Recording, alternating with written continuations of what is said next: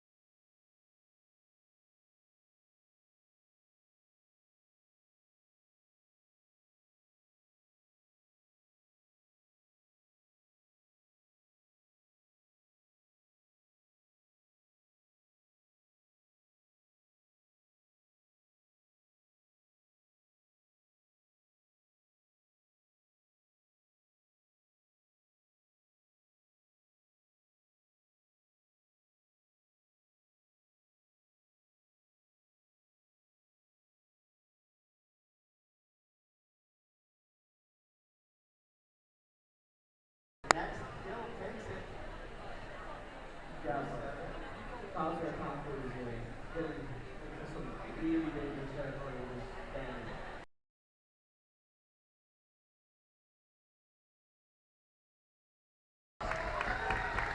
hear from YCon, right?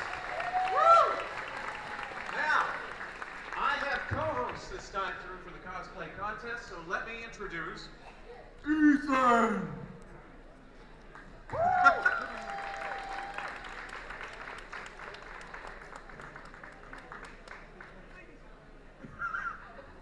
I don't know.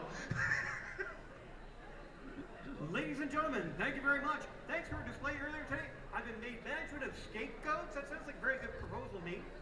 In the meantime, right now, I'm waiting for my co-host, John, to come up. And I don't know where John's at. He said he'd be here in like 5 minutes. It's 6:02. He's passionate to be late all the time. But again, YCon, thank you very much for having us here. We're looking forward to judging the costume contest. The and to Ghostbusters see going home your early. guys' faces when we see these lovely people walk Ghostbusters, they across must the be stage. leaving early. They packed their gear. Oh, I know. he was here and then he disappeared. They have a Ah, here he comes. I hear the music. It's a miracle. There we go. I thought we were getting John up here. Why is this a masked stranger? Some contender?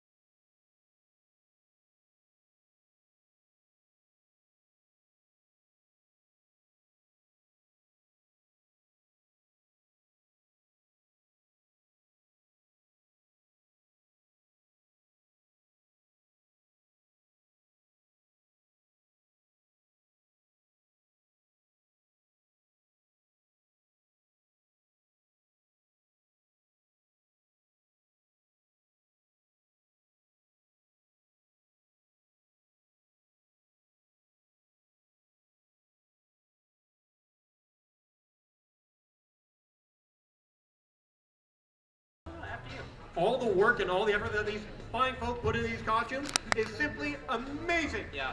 And it's really hard to choose one good one. Being one of the judges, it's really hard to pick one person, but there's so many good cosplays that are done. We didn't know what to do with half of them. Well, what about the bribes? Well, I'm not really sure because we weren't told who won what yet. Oh, they're this keeping us in suspense. Well, I mean, they just keep us in the dark for everything. We have prizes, and it's time to start giving those prizes out. So, I'm going to start with the youth category, and that's what I have right here. The first person coming up in the youth category is a youth honorable mention, and it's Ellie 50 from Has Been Hotel. Ellie, Come on. let's make some noise for Ellie!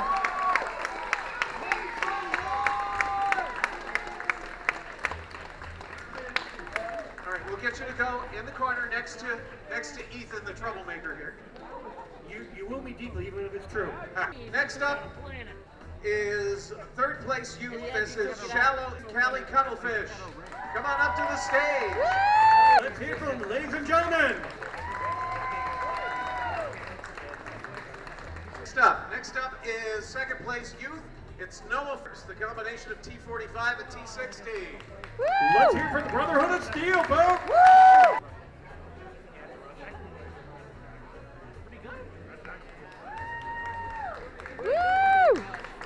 Let's have a hand for Noah, everybody. And in first place in the youth category, let's have a big hand for Lauren Panagoa Rampo.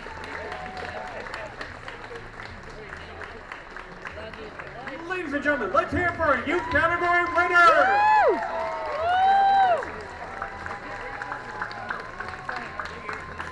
all did such an amazing job on their costumes. Let's hear it for it, folks. Give them a hand.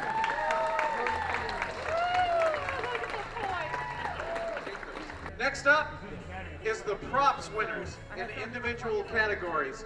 So, third place in props, Ariana, who is Satine Kryze from Star Wars. Ariana, come on up.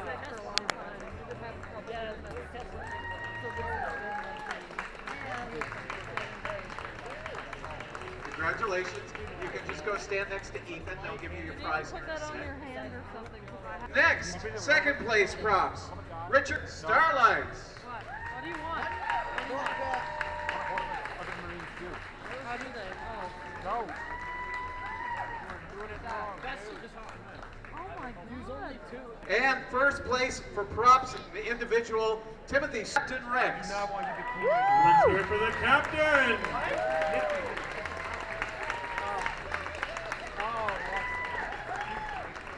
What do you get? I think you got first place. We actually have an honorable mention too. Okay, I don't have that here. No, I have some secrets. Oh. Lumen gets the prized honorable mention. Lumen, come on up. Oh man.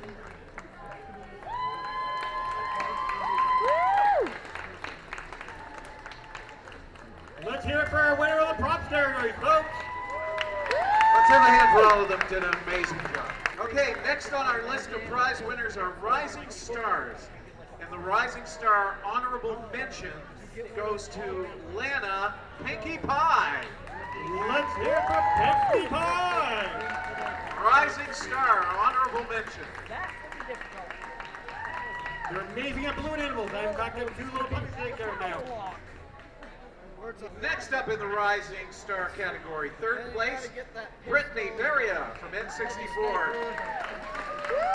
Okay, and Lana got a $30 certificate from K&K Fashion. Or Brittany did, sorry. I'm getting all messed up here. All right, individual Rising Star, second place, Donovan Florigato. And they get a $50 certificate from K&K Fashion.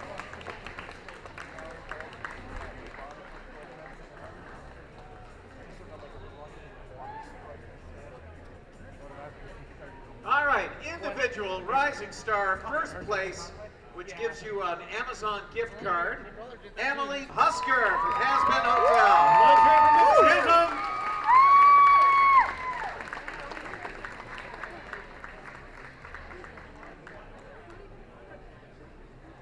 All right, group photos.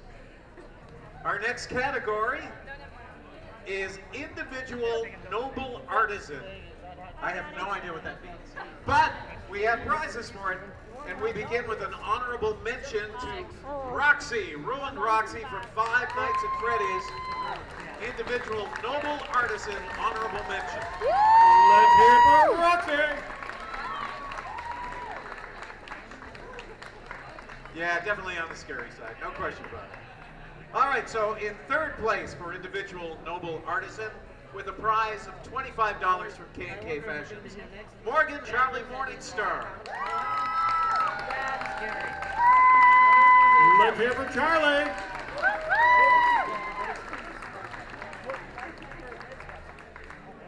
Individual noble artisan, second place, Lily White Lily Cookie Moonlight.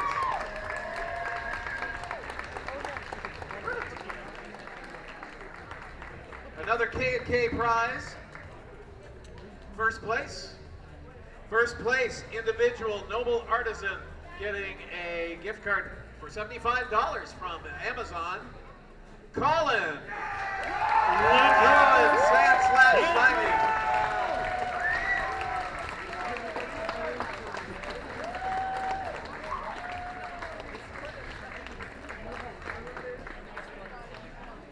Remember, folks, you too can play Who's That Pokemon? I guess giggling. All right, everybody, if you want to take pictures, here's your winning group. This is the final category of prizes. It's individual legendary artisans. Are we ready to go? Yep. All righty. Honorable mention is first, and it's Jennifer Luna from Hell of a Boss. Let's hear for our favorite hellhound, folks.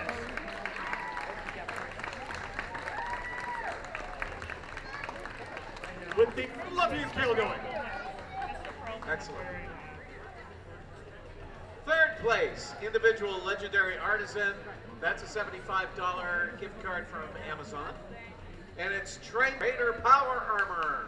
Let's hear it for Trey. Don't think he's going to stage. He's there. Never mind. Oh, there we go. Someone's There you go. Excuse me, Reclusier. Excellent. Blueberry steak, folks. Second place, it's another Amazon card. It's a $100 Amazon card. Individual legendary artisan, second place, Blair Craignar, the Viking.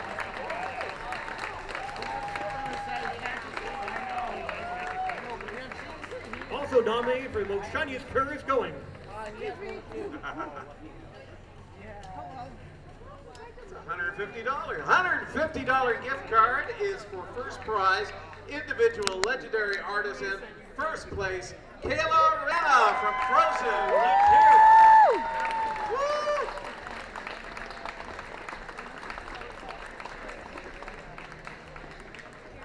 Woo! Your Majesty. Let's get some pictures, everybody. Folks, look at these lovely champions here that have done an amazing job with the costumes and the cosplay. Let's hear it from Bert. Come on! Raise the room! For service, doing a lot of web development, doing a lot of apps and things like that. And about 10 years ago, wanted to get back into why I got into it in the first place. And that was to create cool content and tell stories and eventually make games. So that's kind of how Green Robot Studios got started. So when we first got into business, our focus was on telling stories that were culturally significant, sharing stories in particular about where we're from, and that is Cape Breton, Unamagi. So we were telling a lot of stories and focusing on telling stories that reflected the culture and the people and the history of the place that I call home. And so we spent the first few years developing interactive exhibits for museums and cultural centers. Specifically, those were virtual reality experiences. And we ended up doing some work with Parks Canada and a number of other cultural centers and historic sites. And then COVID hit, and all of the museums closed for an indefinite period of time. So we had to pivot really, really quickly. And so what we did was we doubled down on our expertise and our experience in developing these experiences, and also doubled down on our commitment to tell stories about the place that we come from and all of the partners and collaborations that we had been working on in those previous years. So that's how this project got started. And in the early stages, we were looking at developing this content with Mi'kmaq partners, storytellers, artists, and performers. And it was in those very, very early stages that we ended up aligning very closely with a recording studio, a brand new recording studio that was getting developed and constructed in Eskasoni First Nation. So once we connected, there was a lot of synergies that took place. There was a lot of really exciting things that started to happen, and the game began to evolve from there. So this game has been in development now for 3 years, and we just launched it in March on Steam for PC. We are working on other platforms, but at the moment it's now available to play on Steam. So what I've got here is the first 10 minutes or so of gameplay.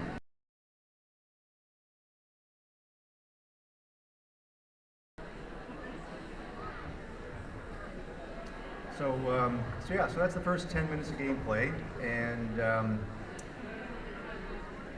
it's really just the first few minutes are really just about providing the player with some an overview of the gameplay mechanics, how the controls work, and that sort of thing. So, if anybody has any questions, here seated, or anybody on the floor, if they have any questions about our experiences in the game, any questions about how we made it, some of the challenges that we encountered. Anything at all, really. I'm happy to give my best shot at answering. I was just curious which engine that you guys were using for the system. We've been developing all of our applications since we started with Unreal Engine. So we started with Unreal Engine and went through the iterations of Unreal Engine up to 4.27. And in the early stages of this game, we started working with the early access version of Unreal Engine 5. So we built our prototype in Unreal Engine 5, the early access pre-release, and then began to develop the full game because we had a baseline. We were a little bit early. It wasn't exactly the most stable in early access, but we rolled with the punches, and we were glad that we made that decision to really kind of embrace Unreal Engine 5 in those early days. So so the latest version, I believe, is 5.5, and the game was released in 5.4. I have some questions too. What operating systems is it available on? So the game right now is available for PC through the Steam store. So we launched in March, and so the game is currently available on Steam. We also have a Epic Games storefront, but we don't have the game yet available in Epic Games. How much is the game gonna cost? The game is currently $22.99. Okay. What types of game pads can you use? What types of game pads can you use? It's through Steam. It supports pretty much any PC-compatible gamepad, and you see in one of the pop-ups you could switch to keyboard and mouse at any time. So you don't need to restart the game. You can just switch over to keyboard and mouse, and the game intelligently picks that up. That was supposed to be easy, and it was a little more difficult to implement than we had originally anticipated. Do you guys have an estimated time before it's on other platforms like PS5 or Nintendo Switch? It's a good question. We do not, but consoles are on our radar. I can say that. What specifications do you need to run it? The game our specs are listed on our Steam page, and recommended specs as well. But you basically need a dedicated graphics. We were looking at a GTX 1060 as sort of the starting point. That's a 10-year-old video card. Yeah, I know. I have a 1050 Ti at home.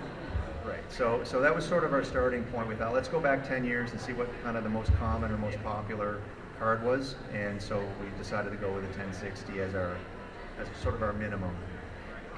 2 more questions. What is the age rating? On Steam, there is no age rating, but in other storefronts, we've had a rating in Germany as low as 6, and a rating in ESRB through Epic Games, which was 10 plus, I believe. Okay, sounds good. Last question, do you guys work as a team, or is it an indie game?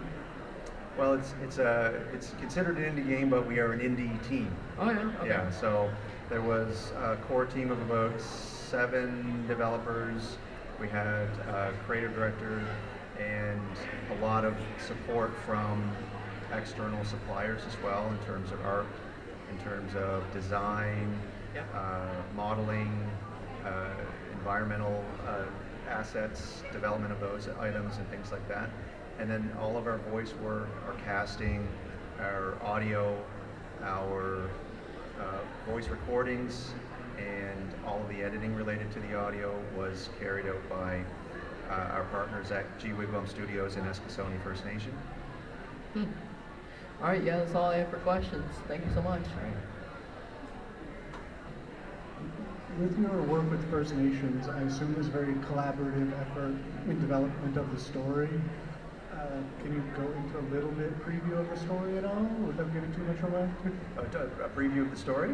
Without giving too much away, further than the introduction itself. Oh yeah. So the story. It's a good question. So the baseline is, or the backstory is that these two siblings get separated, mysteriously separated one summer morning, and the adventure they go on. So these are two fictional characters that we developed as our protagonists for the story arc. They get separated and effectively are working toward each other. They don't realize that they are. One is trying to find her brother, and her brother is trying to find his way back home. So ultimately, the story evolves from one level to the next by swapping between the perspective of each of these two characters. And the story arc in each of these chapters or levels is part of that journey for them to essentially reunite. And the other underlying theme is that each of these adventures is drawn directly from Mi'kmaq legends. So in particular, there's a like a boss type bad guy at the end of each level, and each of those characters are drawn directly from Mi'kmaq legends and Mi'kmaq lore. Well, thank you. Just kind of wondering, and I do apologize, is there a level progression for the main protagonist character? Sorry?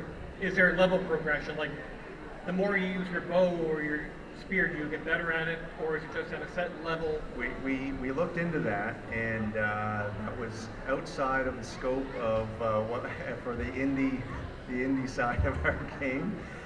It was definitely something that was debated internally, and how complex do we make the progression system. So basically what we did was to accommodate a progression style or inspired model was we granted special abilities to the characters as they progress through the game. So the sister picks up certain special abilities, and then the brother does. And once they're collected, then each respective character can access those. And in some cases, they're necessary. You need those special abilities, or you need to invoke those special abilities to carry your way through the game. There's a number of those.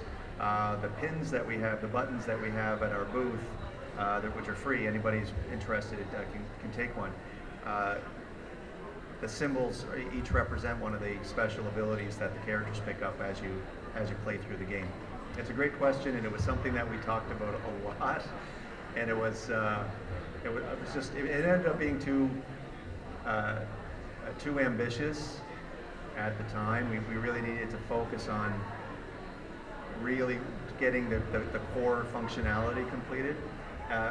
Especially as a first-time game that we had developed, it was one of those things where it was already pretty ambitious in terms of the complexity of the game and the complexity of these special abilities, the fact that we were playing from two different characters' perspectives. There was a lot of moving parts there that we had to consider, and certainly a lot of things that we would have, we made pretty much every mistake you can make developing a video game. But anyway, yeah, it was hotly debated internally, that concept. Thank you kindly. I'm looking forward to trying on Steam. Digby. This is the Digby Lighthouse that used to be in St. John. So that's a whole thing. Oh yeah. Oh, the fishing boats. Yeah, this used to be inside the St. John Wharf. Yeah. See, this is a nice little area.